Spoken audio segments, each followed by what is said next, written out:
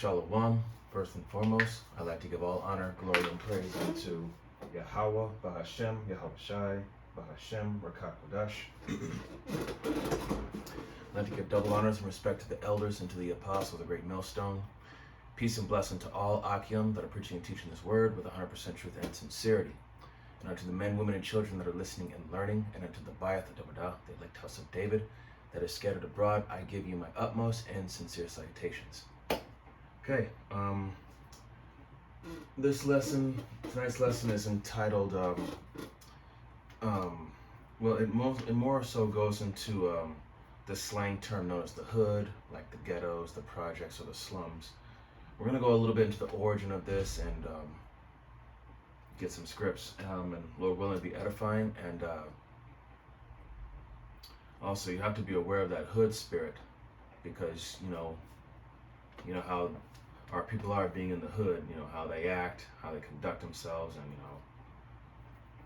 so I'm just gonna go ahead and read a few things here. Okay, so it says right here, okay, like it says, okay,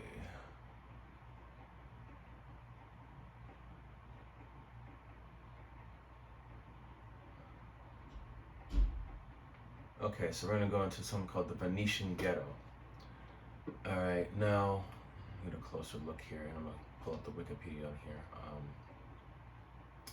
So the Venetian Ghetto,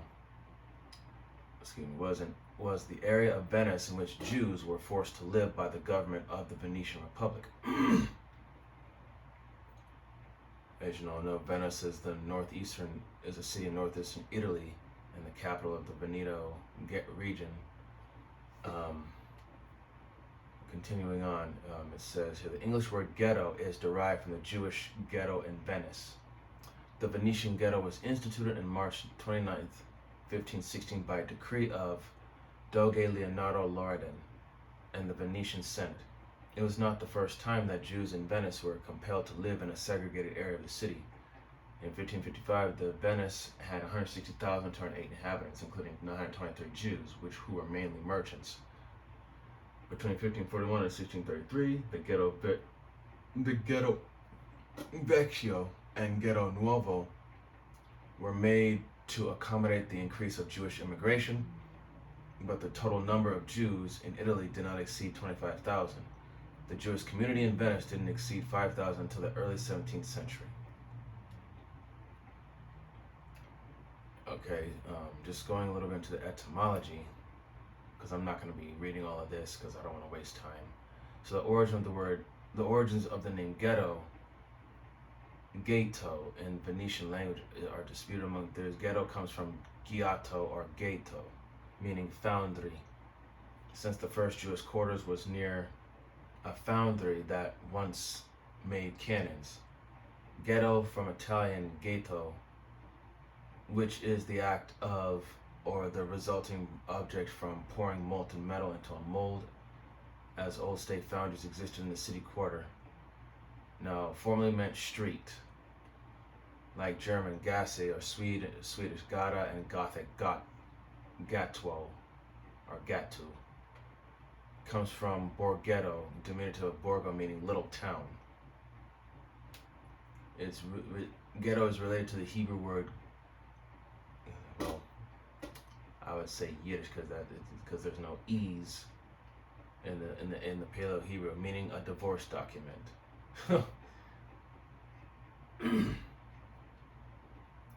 So historian Donatella Calabi argued that the documentary Venice in the Ghetto 2017 by Klaus Steindl, that ghetto comes from the Italian word gettare, which means throw away, because the area was before then a waste dump for foundries.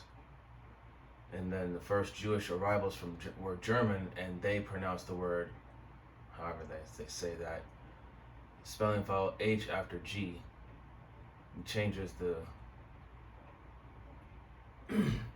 those particular letters.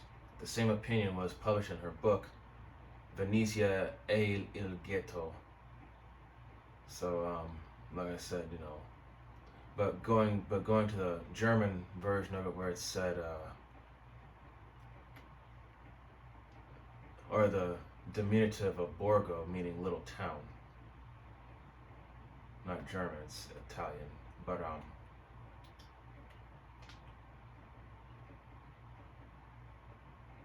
like I said, going right here, you can see some. I'm gonna get some images here.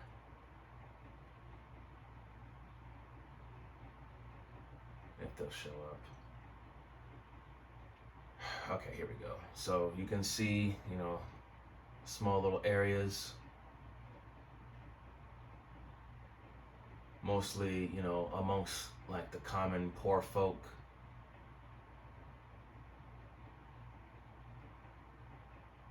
Like small rural areas where merchants and, people in the streets usually inhabit. Like, here you go. Here's another one.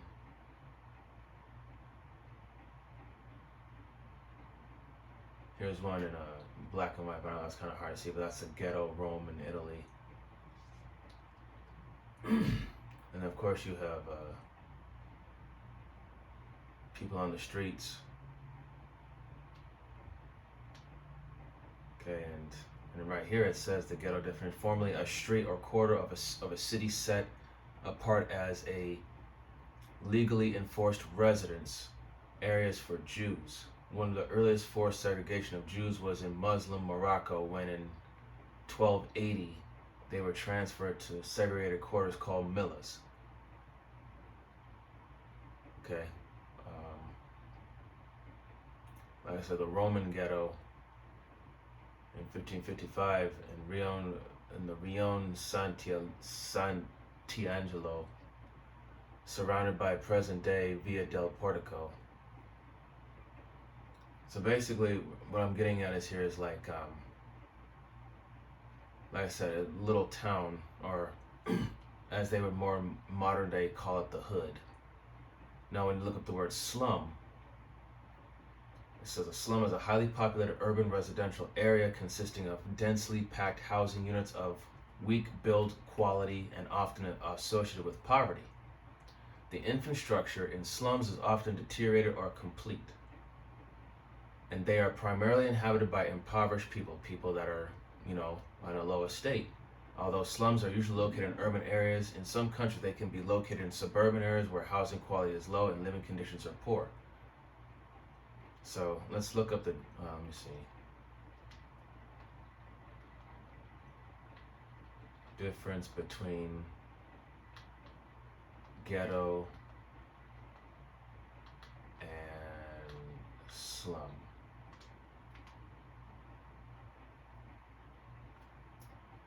Difference between ghetto and slum. They're very similar, but they are different. A ghetto is often a slum, and a slum is often a ghetto, which is why these words are confusing. Just keep in mind that a ghetto has to do with the type of people who live there, and a slum has to do with the surrounding area. So let's look this up real quick here.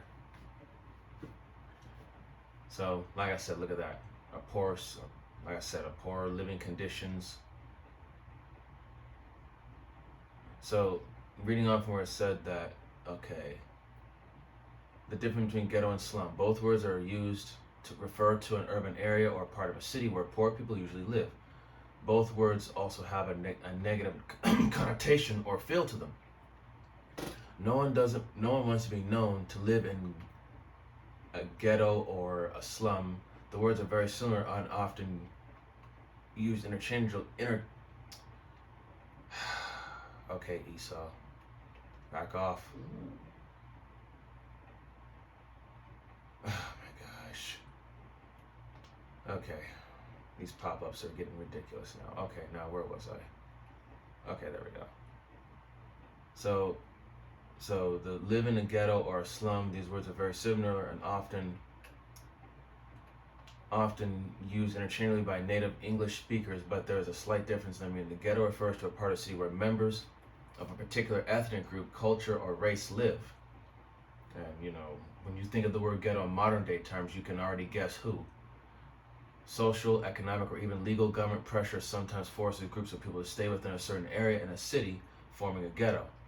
For example, the Jews were required to live in the Jewish ghetto, but that was in Venetian Rome, as we read earlier, Venetian in Venice, which we just read earlier. So historically, these areas were poor. So ghetto also has come to mean a poor area in a city prone to violence and drug abuse and other problems associated with poverty. Within a city, a ghetto has an inferior status or undesirable quality of life. For example, it might be said no one wants to live in the ghetto. In more recent times, the word ghetto has taken on a slang meaning of an adjective to describe something low class or poor. Teenagers might say to one another, "That car she is driving is so ghetto. It looks like it will fall apart any minute." But so going back to once we get to it here.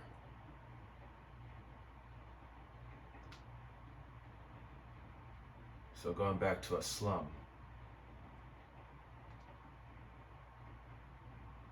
So slum and ghetto are practically interchangeable.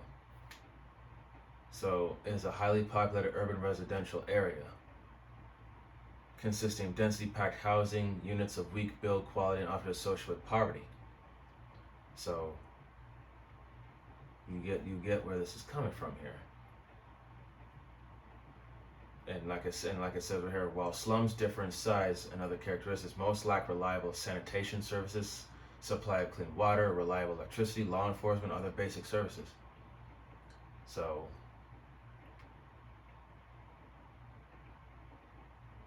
basically, places that are just in a low estate.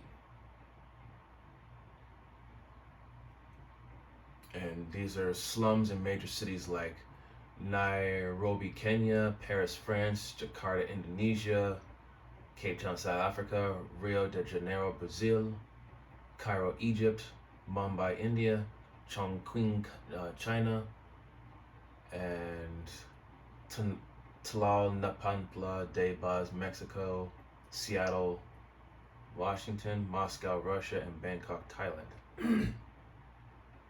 Okay, so,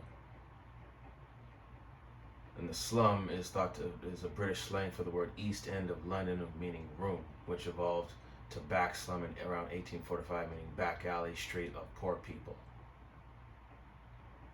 So, and we all know who lives in the slums and the ghettos and the projects nowadays, now don't we?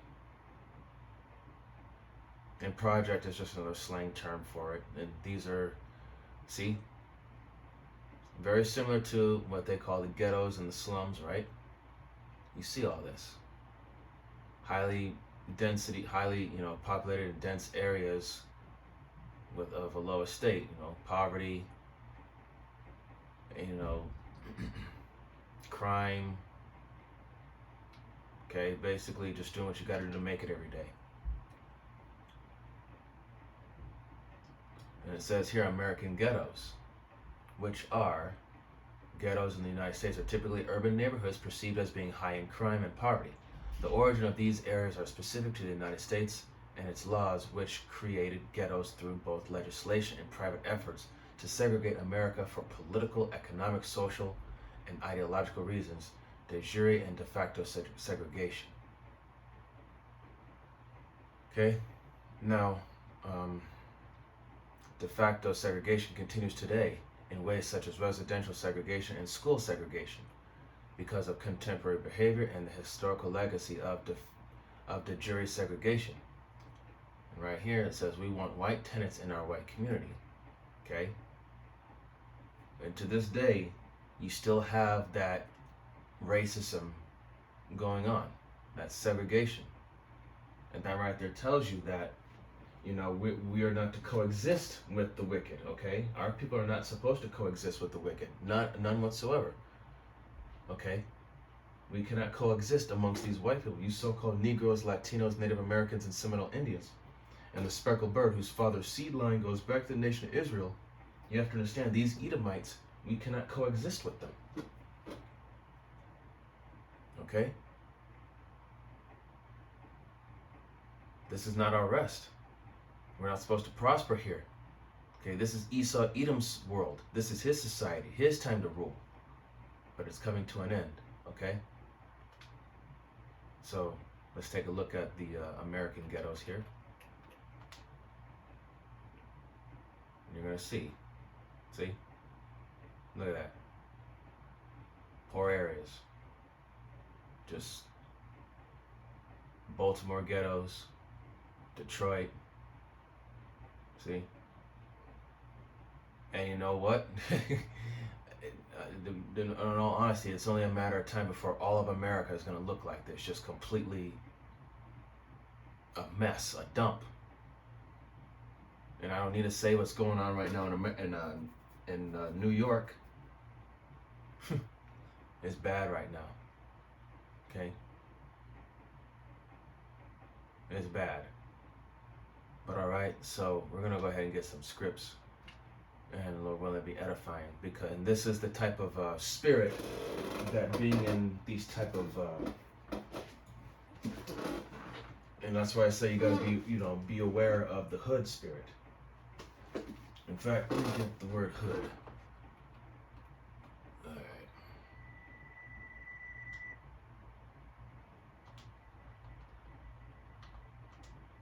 Hood slang.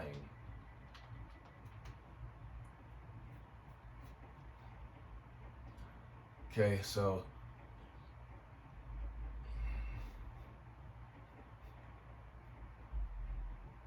let's see. And so it says here, learn the meanings and uses of hood as an adjective, a noun, and a slang term for various things, such as someone from the inner city, the ghetto, the hoodlum, or the hood pierced. See how hood is used in different contexts and expressions. Examples with examples and ratings from users. So it's a slang term that refers to inner cities or ghettos and the people from those areas who are involved in urban culture. It can be used to describe someone who embodies the characteristics and personalities of the hood, such as being fierce, hardened, all about that so-called thug life or gangster life, trying to act tough, like you're that Mac Daddy on the street. Okay? So we're gonna get Isaiah 42 and 22. And it says, but this is a people robbed and spoiled. They are all of them snared in holes, and they are hid in prison houses. For they are a prey, and none delivereth. For a spoil, and none saith, restore. So this is talking about Israel. Okay? A people that is robbed and spoiled. What are we robbed of? We are robbed and spoiled. Being being on Esau Edom society, we are deprived. Okay? The 2/3, even though they sold out to make that bag, they're still deprived. Because they got to do things behind the scenes in order to earn that money. Okay, we're deprived of what? We're deprived of righteousness here. We're deprived of righteous rulership and fairness. With Esau Edom, there always comes a backdoor deal. Verse 23, who among you will give ear to this, and who will hearken and hear for the time to come? 24, who gave Jacob for a spoil, and Israel to the robbers? Did not the Lord?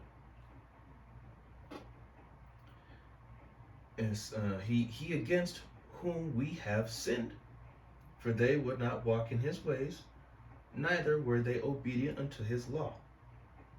So, the reason why we're at the bottom of the barrel right now is because we disobeyed. And the Lord told us, I think it was Deuteronomy chapter 11, verse 26, I set before you this day a blessing and a curse. So us being in the lower state that we're in is a curse. Okay? So, get back here. Alright, so let me go, verse 25. Therefore he hath poured upon him the fury of his anger, and the strength of battle, and it hath set him on fire round about, yet he knew not, and it burned him, yet he laid it not to his heart. He laid it not to heart. So, because, the nation of Israel, we didn't take in the consideration that, that the Lord was upset with us. We thought we could just do whatever we want, continue to keep disobeying, and thinking that we wouldn't have a price to pay for that. So that's when so the Lord had to give us that serious ass whooping. Okay. This captivity is nothing but a complete. It's prison, yes, but ultimately it's a hard lesson to learn here, that we are to obey.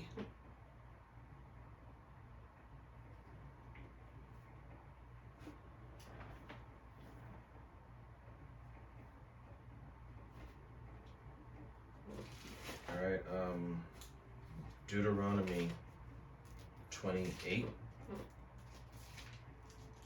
I'm gonna get 26 and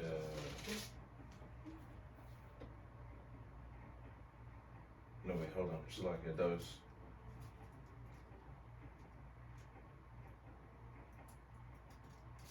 Salakia, Deuteronomy chapter 11, verse 26.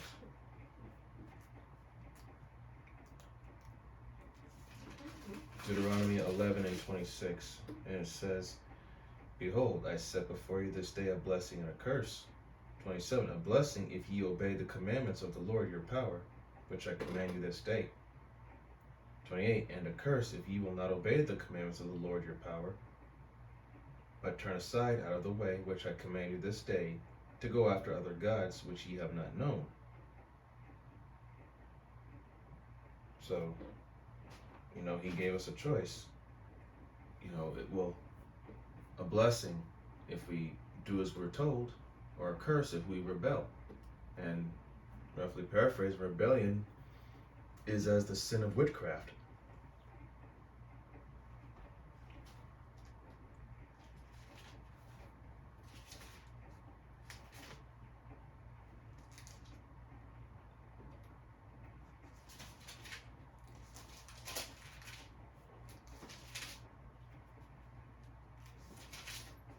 Deuteronomy 28 and 15. Deuteronomy 28 and 15, and it says, "But it shall come to pass, if thou wilt not hearken unto the voice of the Lord your power, to observe, to do all his commandments and his statutes, which I command thee this day, that all these curses shall come upon thee and overtake thee." Verse 16, "Cursed shalt thou be in the city, and cursed shalt thou be in the field." Once again, cursed shalt thou be in the city. Our people are the first ones to get fired on the job, and we're the last ones to be considered for hire. So we have to struggle every day for scraps. And we have to work twice as hard as anybody else just to try and keep our job, just to keep master happy. But even then, he can still let us go whenever he wants to, because he has that power over us. "Cursed shalt thou be in the field." Okay. Like I said, we're in such a low estate that we're not meant to prosper here. We're not meant to grow here, or to build anything here. And like I said, we live in the slums. We have the worst education, the worst living conditions, and we just have the worst of the worst in everything. Verse 17, cursed shall be thy basket and thy store." So if you own a business or whatever the case, your business is not going to flourish. You're not going to make much. And verse 18, cursed shall be the fruit of thy body, and the fruit of thy land, and the increase of thy kind, and the flocks of thy sheep. So once again, if you try to be a farmer or try to build a garden, none of your crops are going to grow, and then your farming animals, they're not going to, it's all going to go to waste. Because nowadays Esau, Edom, he be fucking with the animals, injecting them with shit, poisoning them, and they be, GMOs. They're nothing natural. They be dying for unknown reasons. And sometimes when you kill them and you cook them, you get sick from eating them. It's just, this place is a mess. The land that we're in is defiled. Verse 19. It says, "Cursed shalt thou be when thou comest in, and cursed shalt thou be when thou goest out." So, in your own house and when you go out of your house. Okay? We are vexed all the day long on every side. Verse 20, "The Lord shall send upon thee cursing, vexation, and rebuke, and in all that thou settest thine hand unto for to do, until thou be destroyed, and until thou perish quickly, because of the wickedness of thy doings, whereby thou hast forsaken me." So curse is vexation of spirit. So the Lord is righteously punishing us, tormenting us for our disobedience. We're catching hell and everything, whether it be at our job or at home with our families or out and about in the streets, dealing with the cops, dealing with, like I said, our bosses at work, our supervisors, our families at home, or just wherever. 21, "The Lord shall make the pestilence cleave unto thee, until he have consumed thee from off the land, whither thou goest to possess it." So pestilence, sickness. Because of, when we go to the hospital, or as soon as our babies are born, they have to get, the shots. And, I read up on a couple of things that a lot of those jump shots that they give these babies when they're born, a lot of them cause, future effects on the mind, like ADHD, autism, and a bunch of other things.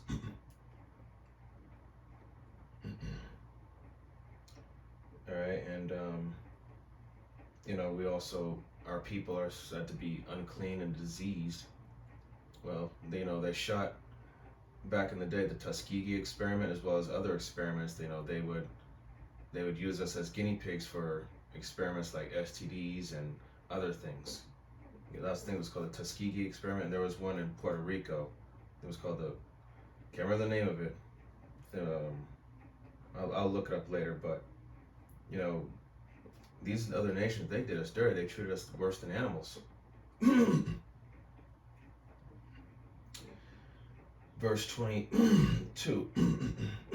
Excuse me.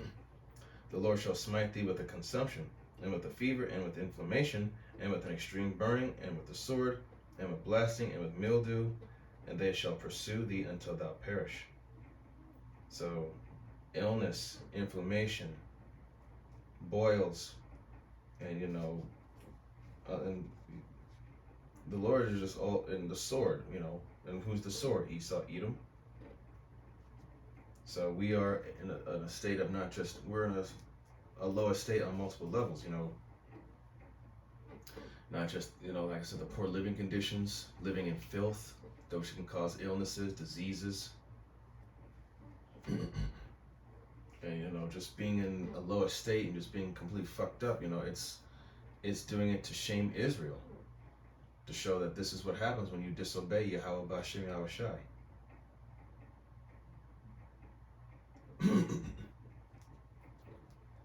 So this is exactly why,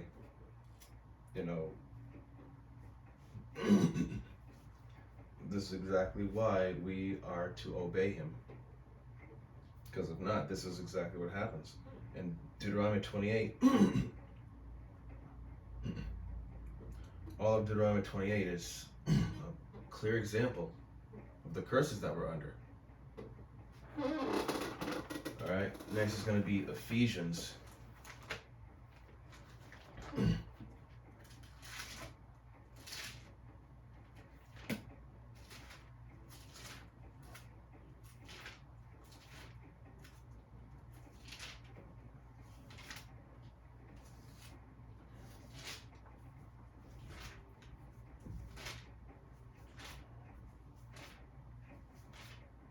Ephesians 5, verse 5.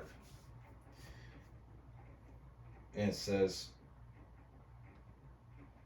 and also, because of these low estates, it's called, when you're in a, excuse me, when you're in a situation to where you're in such a low estate where you're barely making ends meet, if not at all, and you when people are in that low estate, that low vibration, it brings about negative thoughts, negative energy, ultimately those demons.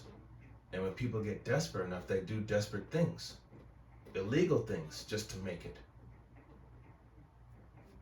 I'm going to start at the top here. Ephesians 5, starting at the top, verse 1. It says, "Be ye therefore followers of the Most High, as dear children."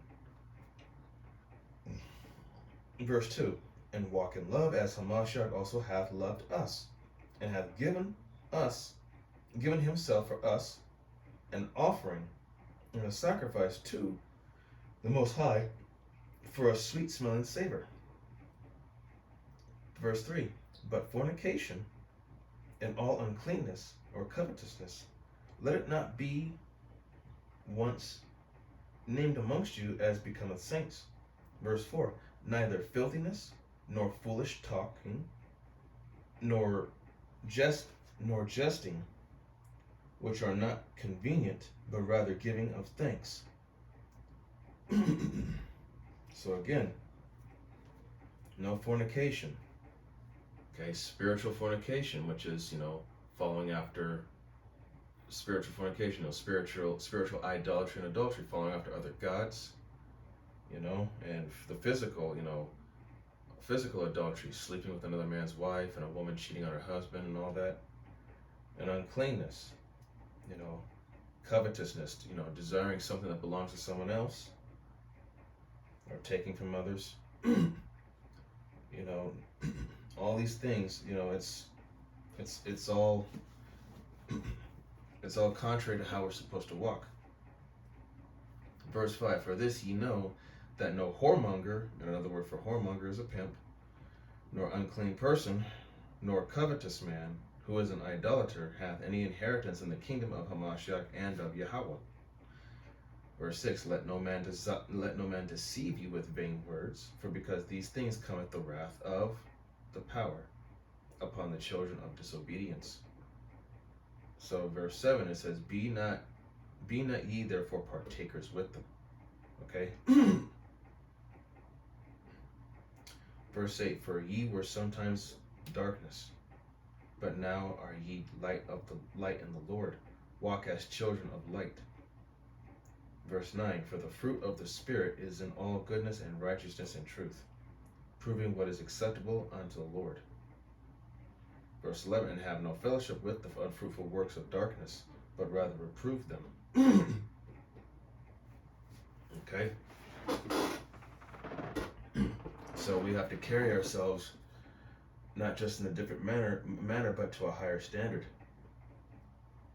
Even though we're still at the bottom of the barrel, and like I said, with the hood spirit, how, and when you go to etymology of the word hood, or hoodlum, it goes back to a gangster, someone who's violent, someone who's a menace to society. Okay? And a lot of our people are in that mindset right now. And a lot of in these 2/3 out here, especially the ones that are living in those slums, you got to be aware of them, man, because they got plenty of demons on them.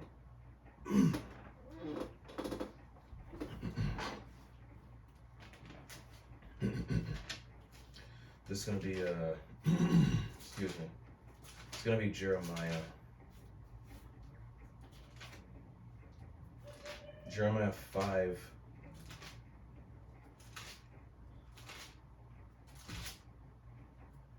Jeremiah 5:21. And it says, "Hear now this, O foolish people."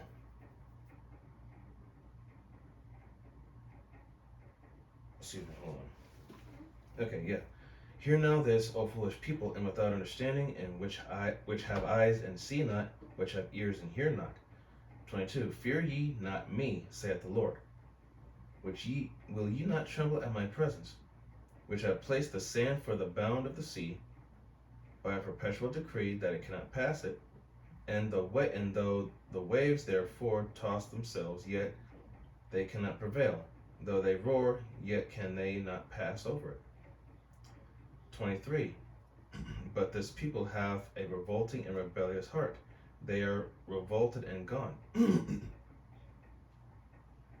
This is talking about Israel. 24. Neither say they in their heart, let us now fear the Lord our power, that giveth rain, both the former and the latter in his season. He reserveth unto us the appointed weeks of the harvest. Your iniquities have turned away these things, and your sins have withholden good things from you. Verse 26. For among my people are found wicked men. They lay wait as he that setteth snares. They set a trap, they catch men. As a cage is full of birds, so are their houses full of deceit. Therefore they are become great and waxen rich. 28. They are waxen fat. They shine, yea, they overpass the deeds of the wicked. They judge not, the cause of the fatherless, yet they prosper, and the right of the needy do they not judge. Okay, so 2/3 of our own people have surpassed even Esau, Edom in wickedness. Okay, our people are willing to do whatever it takes to be number one, whether to screw each other over, to rob one of their own people, to stab one, they'll do whatever. Hell, they'll kill a person for $1. Jake don't care. Jake don't give a damn.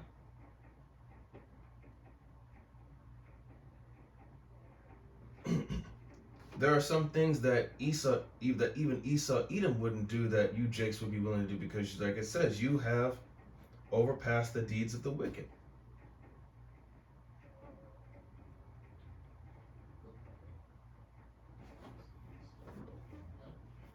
And because of that, that's what's been withholding these good things from you.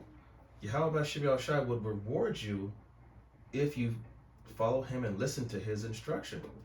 But since you want to, be rebellious and do your own thing, this is why you're in the situation that you're in.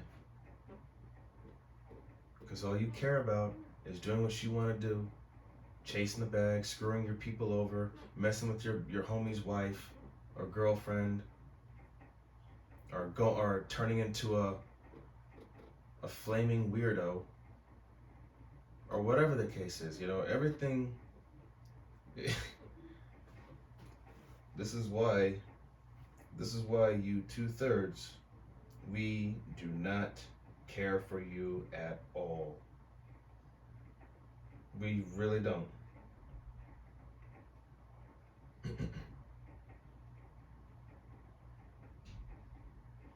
All right, let's see here.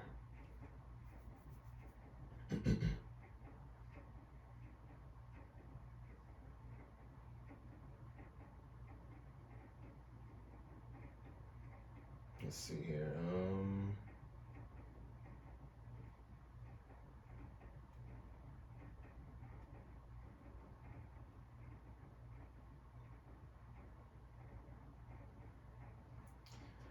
All right, this is going to be the same book, Jeremiah, but this is going to be chapter 6, and I'm going to start at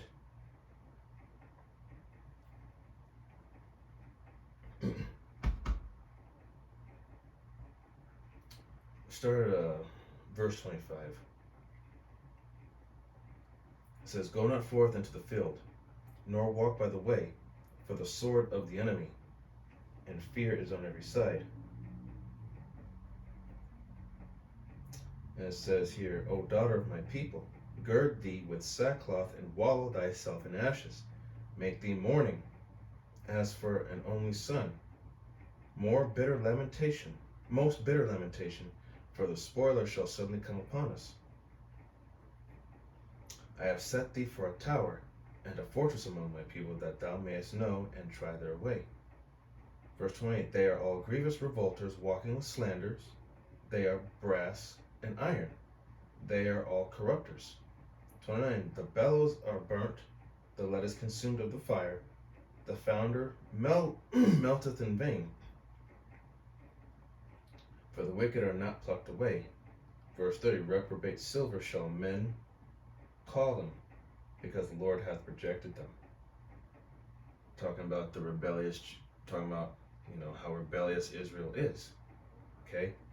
Yahweh Shemel Shai has given the nation of Israel chance after chance after chance. And he's been warning his people through the prophets.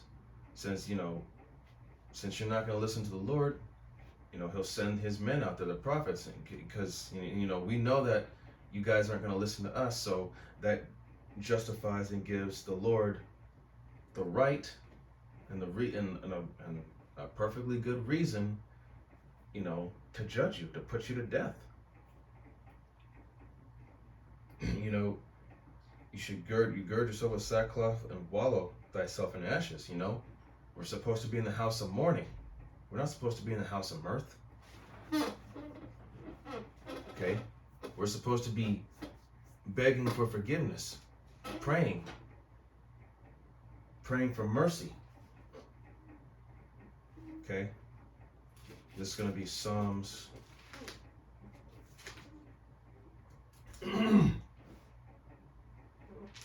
Excuse me. It's going to be Psalms chapter 55.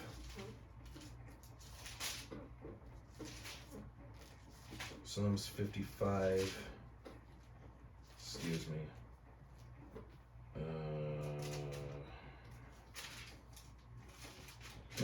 Excuse me. Psalms 55 and 15. And it says, let death seize upon them, and let them go down quick into hell, for wickedness is in their dwellings and among them. Verse 16. As for me, I will call upon the Lord. I will call upon the power, and the Lord shall save me. 17, evening and morning, and at noon will I pray and cry aloud, and he shall hear my voice. Okay. Verse 18. He hath delivered my soul in peace from the battle that was against me, for there were many with me. 19. The Most High shall hear and afflict them, even he that abideth of old, Salah, because they have no changes, therefore they fear not the Most High. Okay? So, as it says back in 15, let death seize upon them, and let them go down quick into hell, which is the grave, for wickedness is in their dwellings and among them. So, 2/3 of our people have that hood spirit. Let them die that death. Okay? If they want to be in the world, let them. Fuck them. Because they're not going to listen to us, so why should we care for whatever happens to them? Okay? So, I hope that this was an edifying lesson. So, like I said, just be aware of that hood spirit, because it's out there. And America as a whole is about to become the hood, but it's about to become the hood 2.0, which I really should say the Wild Wild West, which is the hood times 2, possibly more. But I like to give all honor, glory, and praise unto Yahweh, Bahashem, Yahweh Shai, Bahashem, Rakakwadash. Double honors and respect to the elders and to the apostles of Great Millstone. Peace and blessing to all Akim that are preaching and teaching this word with 100% truth and sincerity. And unto the men, women, and children that are listening and learning. And unto the Ba'ath Adabadah, the elect house of David that is scattered abroad. I give you my utmost and sincere salutations. See you on the next lesson, Lord willing. Kwam Yasharallah, Shalom, Barakatam.